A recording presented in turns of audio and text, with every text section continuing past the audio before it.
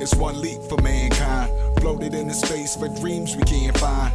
Everywhere we be, the team won't stand down, cause we need the galaxies, can't reach the damn ground. That's a belief that ease your damn mind, knowing you got peeps that reach when you gone down. The true recruiters of a new movement, through the flood and the mud, it's the love. Hey guys, here in Stockholm, Sweden, in Scandinavia, and ironically it is hot out here. It is hot, blazing hot, but hey, you know what? It's hot like crypto. I'm about to go do a meetup, which is now a conference. Right now it's becoming the main event. I think the word is starting to get out there after seeing how Sparkster blew up, that it's better to pitch at an Ian Balina Crypto World Tour event than at Consensus.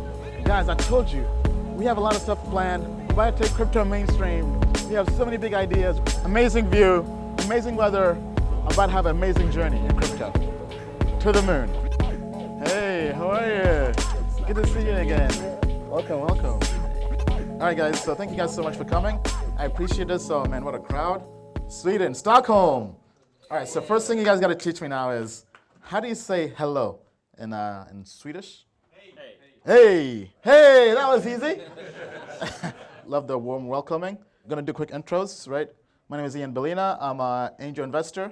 Travel around the world investing in blockchain startups, mainly ICOs via token sales, mainly via private sales. Right? I've been doing this for the last 1 year. Prior to that, I was working for 4 years at IBM. My last year, I was North America open source sales executive for IBM Hybrid Cloud and open source analytics. Prior to that, I was working 3 years as a sales engineer in IBM Watson Analytics. Prior to that, I was working as an IT consultant at Deloitte Consulting, one of the largest consulting firms in the world. Prior to that, I was an engineer. People don't know this, but I come from a technical background, right? Before I sold out to the enterprise world and became a sales guy, right? I have a master's and bachelor's in computer engineering. I was a developer, worked as a contractor doing Ruby on Rails development. Right? But I realized that I liked coding and technology, but I didn't like being in a cubicle all day. That's kind of how I kind of transitioned to working as an IT consultant, then eventually to a sales engineer, then eventually to just being a straight up sales executive. Right? With that being said, I'm here joined by my team, How to Rap Drew. People don't know, Drew's big time on YouTube too. He has a YouTube channel with over 100,000 subscribers, teaching people. Subscribe, y'all. Yeah, subscribe, right? Teaching people how to rap, right? So I've known him for a while, known him over 10 years from the DC area. Both of us are repping DC with a nationalist cap, Washington, DC. Anybody here from DC? In the back? No? Just scratching your hair? All right, this is the all-star team, guys. It's not, we don't just talk about all-star teams and tokenmetrics. We talk about it here as well. Joined by Diego Smooth from Colombia. Actually from Miami and New York, but Colombiano, right? Colombiano, Colombiana, Colombiano, always. Yeah, Diego, we invest together on deals. Right? He's the guy who got into Next when nobody got into Next.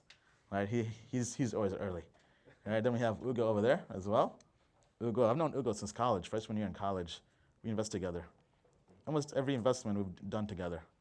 Then we have Cynthia as well, who's amazing for her to be here with us, right? So we met Cynthia and Chris at Token Summit, right?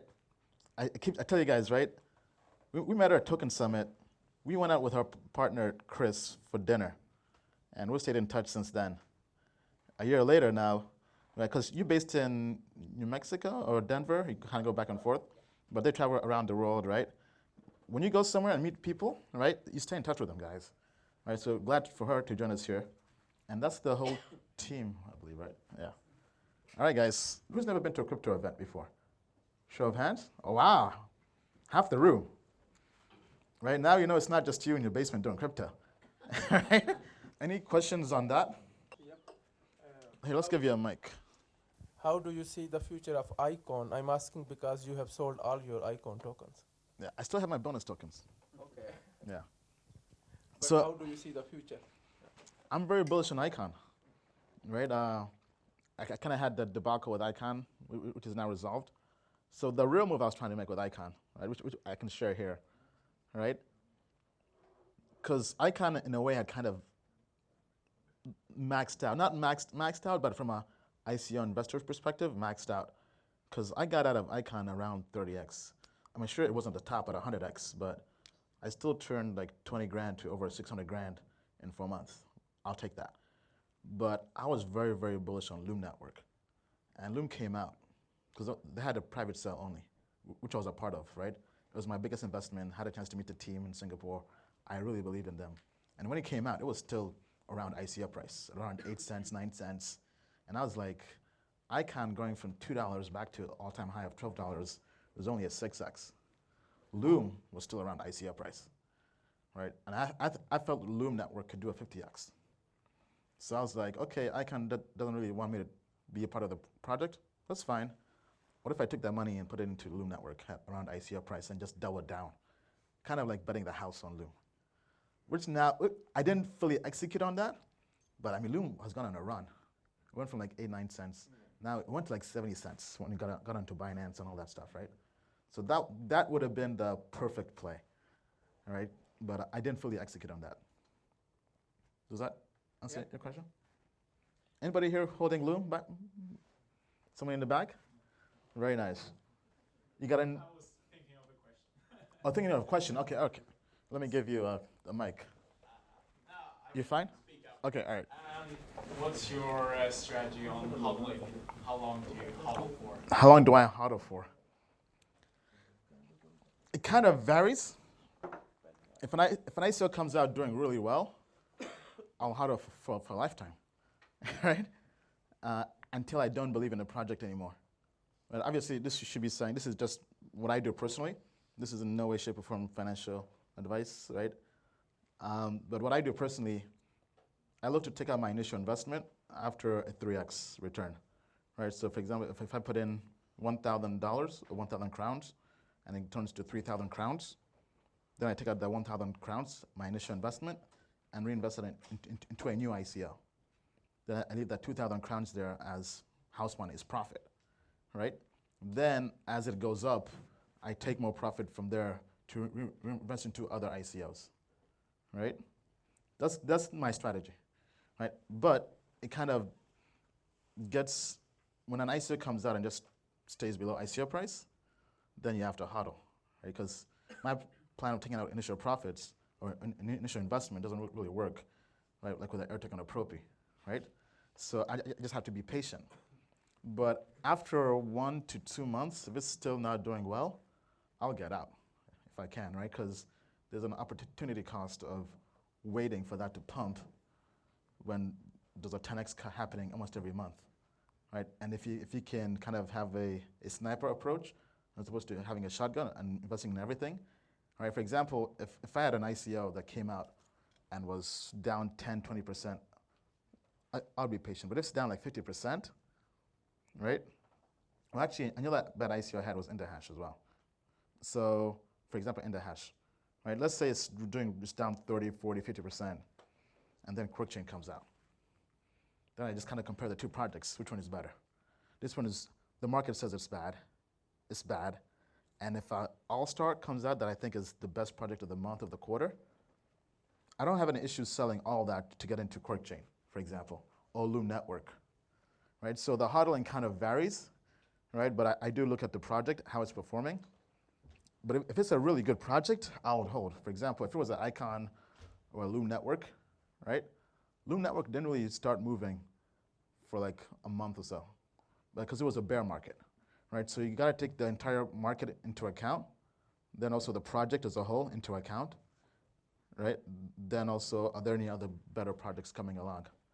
So, right? So it's kind of different for each case, right? It kind of varies, right? But if it's a project I went into, but I didn't really strongly believe in it, I'll just get out very quickly. Does that answer your question? Yes. Yeah, All right. I have a question. When you evaluate certain ICO, after they have launched ICO and they have coin in exchange, most of the time coins are linked with Bitcoin. So if Bitcoin goes up, the same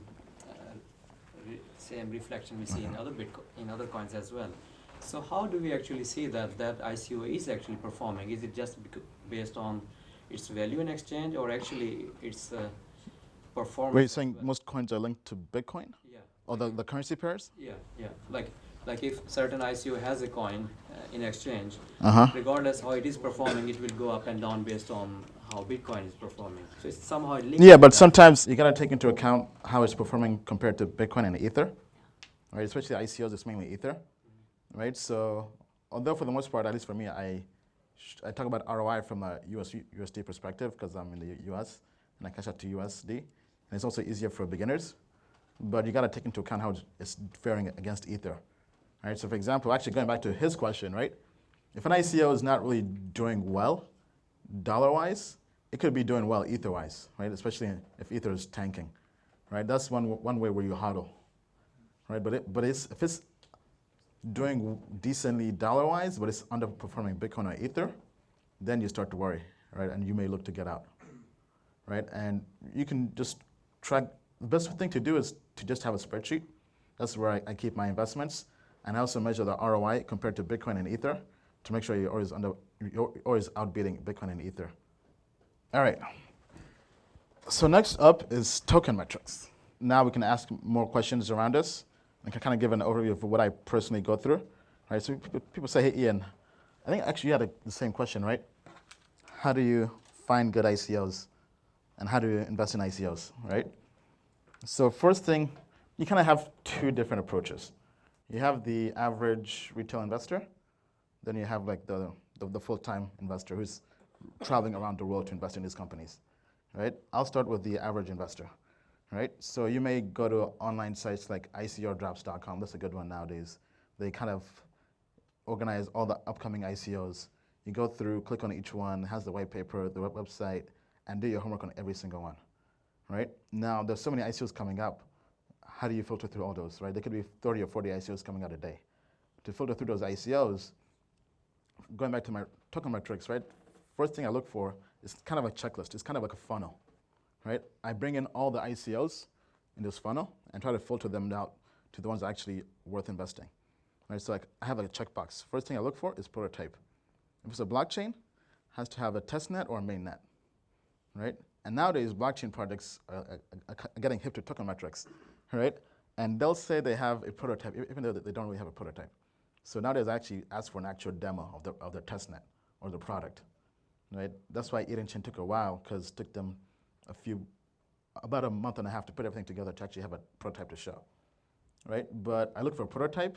That's either a testnet or a mainnet for a blockchain or a protocol. A dApp has to be an alpha or beta, something tangible, something that you can see, right? Something you can see and try, right? So if they don't have that, I skip it. So I look for people who've worked for well-known blockchain projects in the top 25, or for a publicly traded company, or just something that's well-known in their field, right? For example, if they come from the consulting world and they've worked at Bain Capital and McKinsey, right? Those are well-known consulting firms. Like it is hard to get into those companies unless you're an all-star, right? So for me, I kind of use that as a way to quickly go through teams and kind of figure out if this team is an all-star. And me, I look for minimum 2 all-stars on a team. Otherwise, it's kind of like sports, right? Kind of like football, right? The football or soccer or basketball, right? Who likes basketball here? Oh, you guys like basketball here too, nice. Right, so in basketball, it's hard to win a championship without having 2 all-stars, right? It's like you gotta have a Michael Jordan. You also gotta have a Scottie Pippen, right? You can't just have just a bunch of scrubs and expect to be the Bulls, right? Or you gotta have a LeBron James and a Dwayne Wade. You gotta have a Kevin Durant or Steph Curry and Klay Thompson. You gotta have those all-stars. You can't just have one all-star and expect to go all the way, right? So in the same thing as being an entrepreneur, I look for companies that have multiple all-stars, right? So multiple people that can carry the company. Because when a company has those make or break moments, it's the all-stars, in my opinion, that will carry them over the line, right? So that's kind of the gist of it, right? Either a publicly traded company, well-known blockchain project, or well-known company in their space, right? Then same thing with advisors, right? I look for advisors, all-star advisors, right? Same thing as the all-star team. Then I go through actual token metrics, which is the actual data. How much money are they raising? How many total tokens are available to ICO investors, being sold to ICO investors?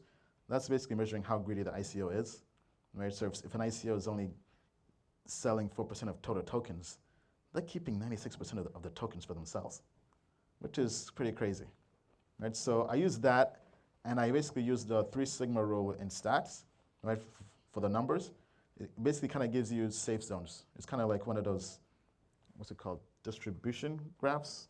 So I basically score the ICOs. I get all the best ICOs and trying to find out what was the mean for each data point. Like what's the mean for total tokens, what's the mean for hard cap, all that. And then I see new upcoming ICOs and measure how much do they deviate away from the mean of the best ICOs that had the best ROI, right? So if you see an ICO that has like 4% of total tokens being sold to ICO investors, that's not good, right? But it cannot be the end of it, right?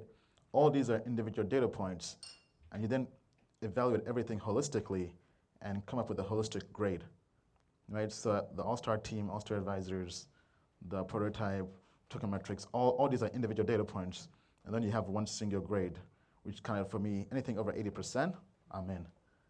Right? Even sometimes, though, it could be over 80% and I still pass, just based on the market or whatever, but for me, it helps me have a systematic way of evaluating each project and knowing how much money I should put in, right? So the higher the score, the more I invest, right? Does that make sense? Yeah, what happened to the GoNet one? Oh man, don't get me started on that one. So for those who don't know, I was also advising Go Network. I stepped down from them, right? I felt the team was, they were very shady, right? Initially, I gave them benefit of the doubt, but after a while, after kind of me being behind the scenes and seeing the way they were doing stuff, to a point where I didn't really think they wanted to use me to my abilities, right?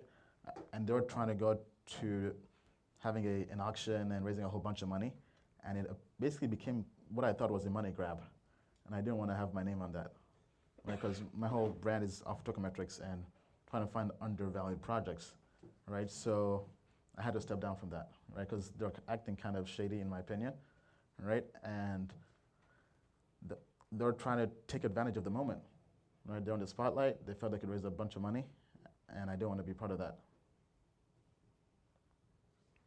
Do you also analyze product and their idea?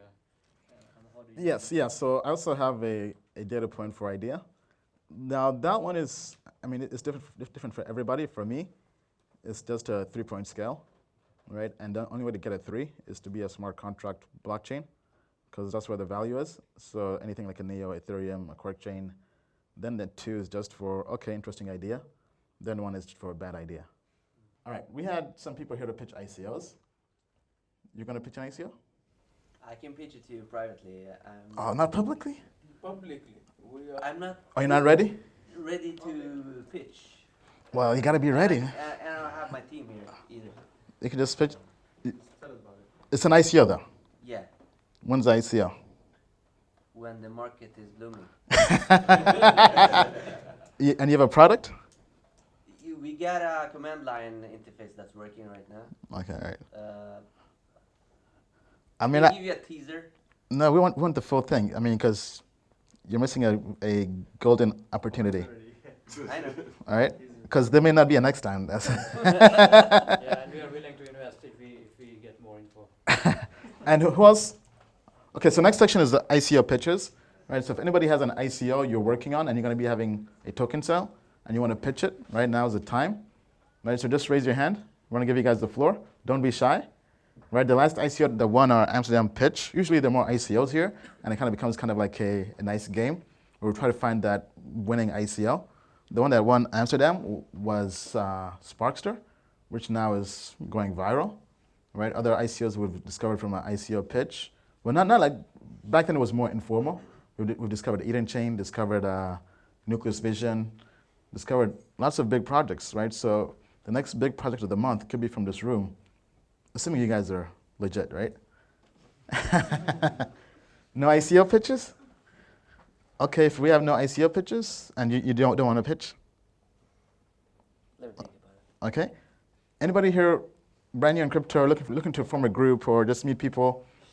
If you want to do a quick bulletin to the room, we'll give you the mic, give you 30 seconds to just make a message, whether you're a blockchain developer looking for somebody to partner with on a project, or you're a marketer looking to get involved in blockchain or whatever, right? Think of this as a community bulletin, right? Hi, I'm also new in this area. It has been few months, and I'm not launching any ICO, but I want to invest. So if you have any good ideas, I would like to join you, and we could maybe have a Investor group, yeah. a local investor group, Yeah, a local exactly. investor meetup. So it's not only me, we are a couple of friends, and we would like to, we have been already investing in some ICOs, but if someone has some other idea, we could take it and even make it some sort of investment opportunity. Anybody else? All right, in the back. I can speak loudly. Okay, all right, go ahead. I'm just wondering if we can make a Telegram group and everyone can join there so can share our idea or something like that. Okay, so how about this? We can nominate somebody, we can not nominate you. Create the group, send it to me, and I'll have my assistant send the link to everybody here who attended the event, and you guys can have a local crypto ICO investor community. All right? How does that work? That'd be nice. All right, so just email my assistant, or just, Ryan, RYAN, @ianbalina.com, right? And just send the group, all right? Then we'll share with everybody here. Anything else? Anybody else with a bulletin? So no bulletin left and no ICO pitches. Wow. I'm heartbroken, guys. You see, I said I am surprised to. I was expecting Yeah. to meet the next 100x here in Stockholm, guys. I thought we were going to the moon. Don't worry. Oh, but you gotta be ready to pitch, though. I know, I'm not ready to pitch. That's the first thing you gotta learn. You always gotta be ready. But I want the prototype fully done before we're gonna go out to pitch. Can you tell us what it is? Well, we're building right now. Okay, all right. Okay, how about this? You won't pitch, but let's ask you some questions. Okay? How does that work? Sounds good? Come up here on stage. Don't worry, don't be shy. All right. Welcome. And what is your name? Anthony. Anthony. Here, let's give you the mic. So tell Hey, us guys. what your project is. I really didn't think about this when I came here today. What's the project you're working on? All right, we are working on anonymized decentralized exchange. Anonymous decentralized exchange. Okay. Yeah, everything's gonna go through Tor, and So we are kind of also like having our own coin. So it's both. It has the project is not finished yet. We are still building. So we both got the proof of work and proof of stake in it. In the proof of work, I done a lot of mining myself way back. And right now, the mining part, if you think of Bitcoin, it's not possible for regular people to get in and mine with his laptop, because you got this big ASIC farms, mainly in China, where you get cheap electricity. So you can't actually benefit of mining with your laptop. There is, first of all, it came up GPU miners, then it was the FPGA miners, now ASIC miners. So on the proof of work part, we have been changing out the hash. I'm a hardcore cryptography guy, security cryptography guy. So we've been changing out that part for another hashing mechanism. So you won't benefit more than 5 to 10x of building an ASIC. So it won't be profitable of building ASICs for this. so it's a proof of work coin. like It's you a make? proof of work coin, more or less ASIC GPU resistant. You're Why proof of work? profiting Why more. not proof of stake or we get something proof else? of, proof of It's more stake part secure? too. So we get both. Uh-huh. On the proof of stake part, it would be we will be tapping into a project called Boeing. From that, you can tap into World Community Grid and put your computing into doing some calculations for cancer research and projects like that. There is a lot of projects to choose from. I did it myself like 4 years ago when I was mining Ripple and their mining thing stopped. And I was like, all right, I'm just going to put my... Ripple? Yeah, way back, way back. And Okay, now going back to the idea. So you're anonymous decentralized exchange. yeah. So is that kind of like IDX with Monero? I mean, or IDS with a the IDX decentralized with a VPN? exchanges right now, there's one more very big thing into it. It's that we are making everything simplified for people to use. Like your grandma should be able to download the package, and we will like have everything Dockerized and just install everything on your laptop. That's already a tough step for my grandma. I mean, Wouldn't it be with easier a to be? click or a button, basically. Would it be like easier you're to just downloading Chrome. You Why go to not- Chrome, it will see. Why alright, not you just make got it a web Mac, app so or it will give you something? the Mac version. And What's wrong with having a web the application? UX is on the focus, so we're gonna have everything really simplified. A quick question. Sure. Why not just have a web application? Why have a desktop app? Because But it's you have gonna to be decentralized. I don't want a centralized domain. Okay. For what if the domain goes down? All right. So it's kind of like BitTorrent. It's not like EDX Market. So it's kinda like- EDX Market. They got like this DDoS protection and everything. I prefer to have peer-to-peer. So So kinda people are like- downloading it. They can have the full node. All right. So this makes me think of BitShares because same thing. You have to download a wallet or It's a fork of exchange. BitShares. But Oh, really? Okay. So it's graphene based. it's a fork of BitShares, and we improved a lot on the user interface. Also, the user interface for the mining part, we have been building a cross-platform version. We're gonna release the Mac first, and you get an app ready to mine with your laptop, and it won't be more profitable to mine with GPU than mining with the CPU of the computer. BitShare is terrible, by the way. What? It's terrible. Yes. Terrible. That's your opinion. I like it. All right, so I wasn't really ready to pitch, but No. I mean, we're just getting more details. Okay. And you Yeah. said it's a fork of BitShares, and when is it going to be ready? The product? yeah, we are working on it. I know, but we A want lot. to have an inside scoop, you know? Because somebody had a question of finding ICOs before they get FOMO, right? I mean, it could be. So who do you view as your competition? Is it Nex? Is it Kyber? Is it IDX? Who's your Similar to Crypto Bridge.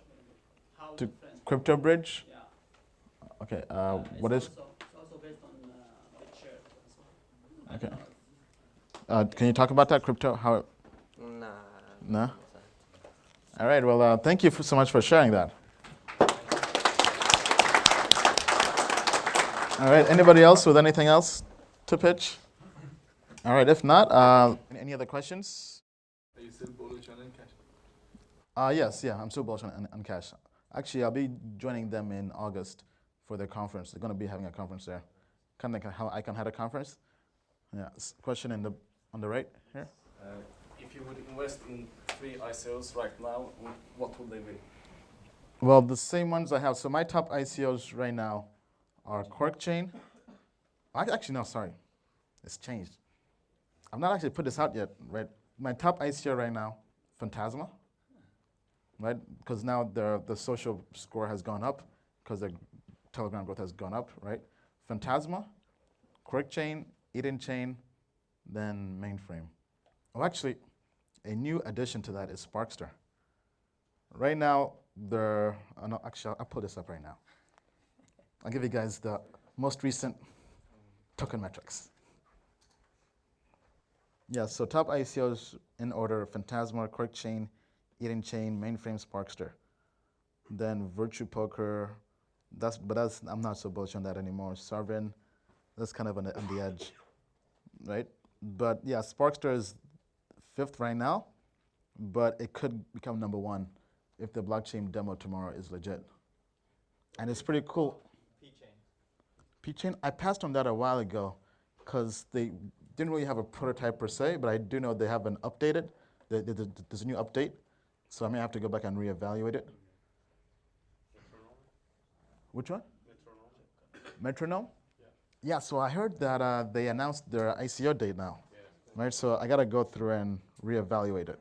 I mean, so that one's gonna be special, right? Because it's also an auction type thing, right? So with that, people, yeah, kind of like Raiden Network, right?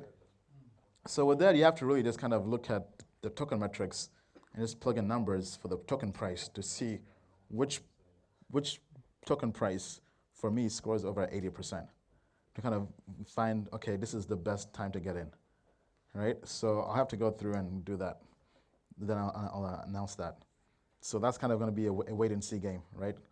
Once I figure out what price point is undervalued, I'll just watch the auction like a hawk. With Raiden Network, I was watching that for like about a week, I think. That's how some people missed it, right? Because you have to be really paying attention to it the whole week to find that price point. Because once it hits that price point, it will sell out, right? So yeah, that's the plan with that. But the project as a whole, though, I am bullish on it. Just gotta find out what price point. What about internet node token? I mean, What about? they all would like the base blockchain. What project? Internet node token? Internet node? Token. INT? I've not heard of that one. That's new? Yeah, but I mean, no, it's been a while back. They won an award of the best blockchain, and the Chinese project, and they got agreement. The best blockchain? Partnership with IBM and a few big ones. Partnership with IBM, and it's called Internet Token? Node token. INT. I've not heard of that one. And I mean, here's the thing: partnerships with IBM. Oh, they got you just join their website and fill out an application, and they give. Big. I forgot the name of his Chinese. Okay, I mean, I've not heard of that one. I have to look into that. Yeah, I mean. The ICO is coming up. No, it's over. Well, that's why I haven't heard of it. But yeah, I have to look into that then. Yeah. Are you still bullish on Zebcoin? Yeah, I mean, cryptos is not the best exchange. The fact that it's done 10x is amazing.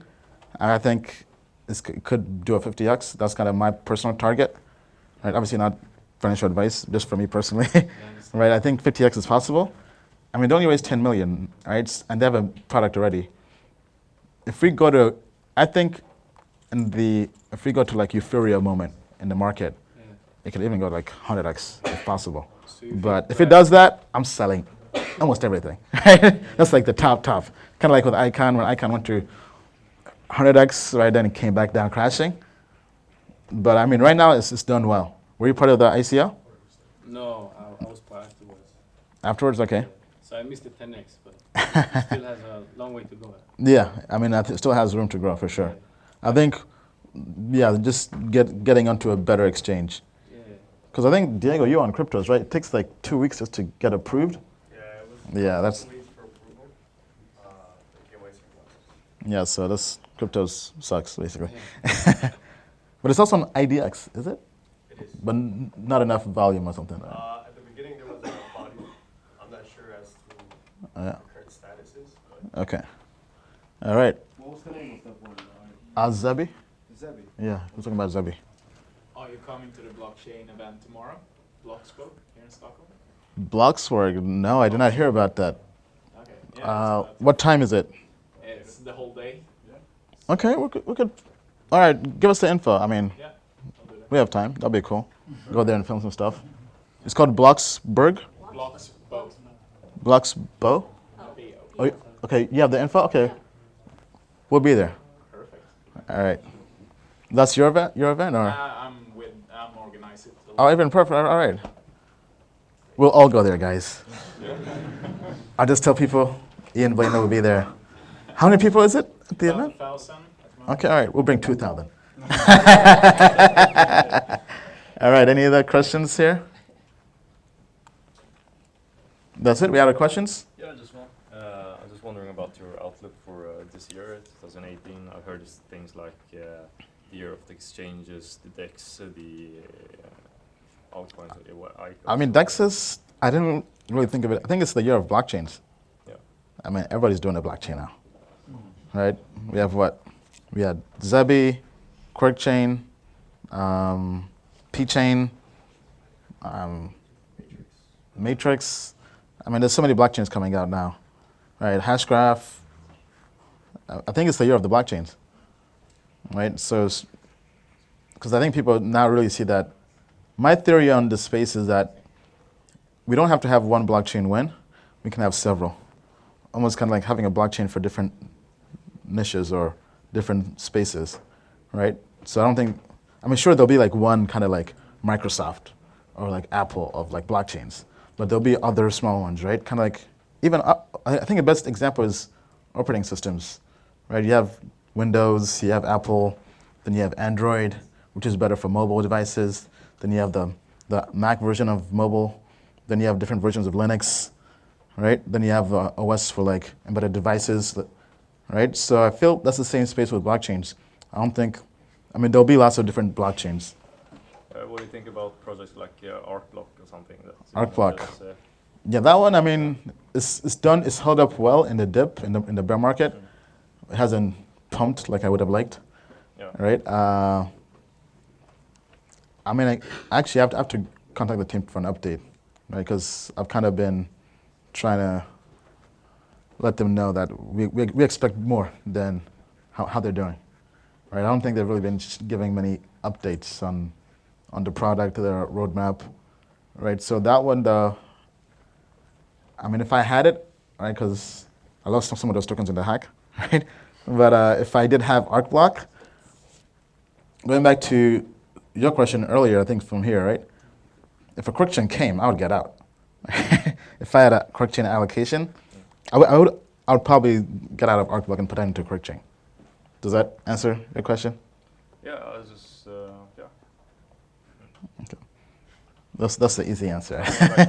Not really just ArcBlock itself. I mean, like the project itself, or the project type. I mean, from my understanding, it's some kind of. It's like a platform as a service. Yeah. It's kind of like people. It's meant for developers to build dApps, but I think people just want to see more of a product, right? I know they're supposed to put out something recently, but I gotta check if they even did that. You had a question here as well? Sometimes when the ICO hits the exchange, a lot of people selling, so the price falls a lot. Is there a way to know more probability that this is going to happen beforehand, or is it just random? Yes, good question. Amazing question, actually. All right, so the question is, can you know when an ICO is going to dump on exchanges when it comes out? And I think there are two things to that. First thing I'll say is, people who are new to ICO investing will say, why do you do ICOs? They always dump on exchanges. It's always a big red candle the first day. What they don't know is that's called price discovery. Right? When a token gets listed on an exchange the first time, they start at basically infinity at the highest price point and work their way down. Right? And then it may settle at a particular price. It's basically a two-sided market, right? You have buyers and sellers. So it will settle at a price point. Let's say the ICO price was 1 cent. Somebody sees the first day, it's a red candle, and it's trading at 5 cents. They say, oh, ICOs always lose money. It's down 100%. What they don't know is the ICO price was 1 cent. And even though it's one big red candle, it's actually trading at 5 cents, which is a 5x. Right? So that's the first thing. And the second thing is, how do you know when it's going to dump? Right? So for me, I've kind of learned from just my personal experience not to touch any ICO that has a bonus over 50%. Because that adds extra selling pressure. Right? So for example, if somebody, if there's a token coming out and you know there was no lockup on the tokens and people had 100% bonus, for example, right?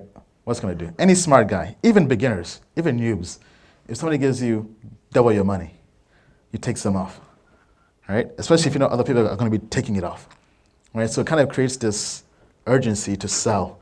Because if you don't sell, other people in the ICO will sell, taking profits, right? So any large bonuses with no lockup, or even that, if you know there was a 2-month lockup, and you know it's 2 months are up, this is the day the lockup is over, you know that the next few weeks there'll be a dump, right? So you sell, right? So kind of, I think some people have the same thing with Aeon, right?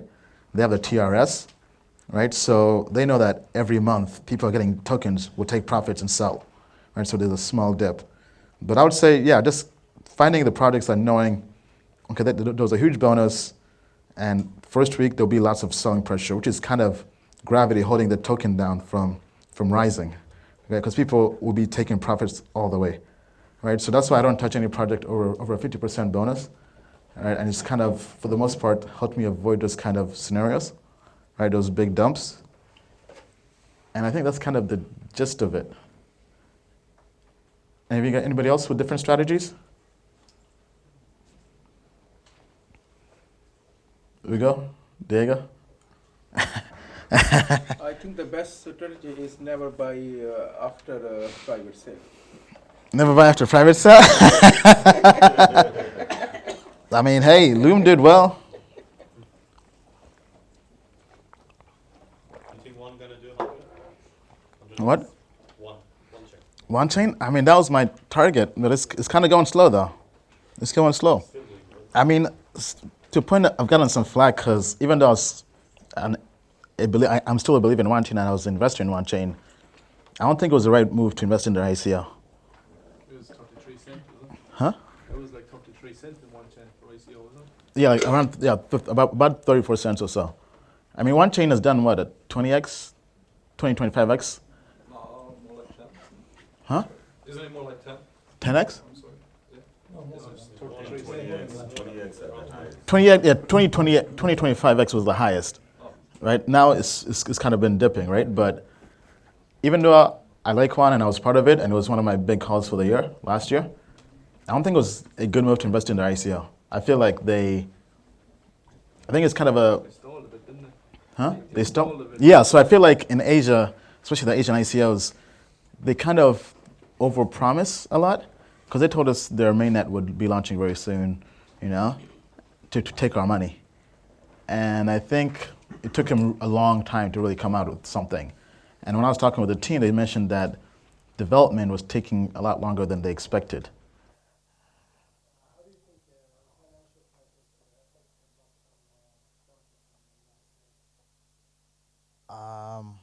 I mean, I would think it would do well.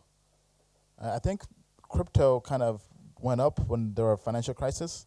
I think like one in Cyprus, right? I think people kind of, especially, and I think Cyprus and also in China and Asia, when the government is unstable, people go to crypto. Right? Kind of the same thing in Argentina, right? They've kind of had that same thing happen a lot, right? With the inflation and the money going up and down and being very volatile, they kind of use Bitcoin as a store of value, right? So I think it bodes well for crypto. Like imagine it is an Armageddon of fiat. Like imagine like the dollar or the tank. I mean, I'm not an economics expert, so I don't know. Oh, but I would think people would buy more Bitcoin. Right? That's just me thinking out loud, but I mean that's not really my expertise at all in terms of economics, right? But I think people see this as the new wave, right? So I feel like if there's any kind of issues with the economy, it would kind of in a way justify crypto even more, right? But that's not really my expertise though. Okay, all right guys. With that being said, we have a special last minute request. Let's all do a selfie. Stockholm! How was the world tour? Whoa! To the moon! That's a F-O-M-O, not me. That's the F-O-M-O. That's the F-O-M-O, not me. That's the F-O-M-O. That's the F-O-M-O, not me. That's the F-O-M-O. That's the F-O-M-O, not me. That's the F-O-M-O. Out in London town, crypto family talking millions. Started out with 90K, headed toward $1 billion. ICO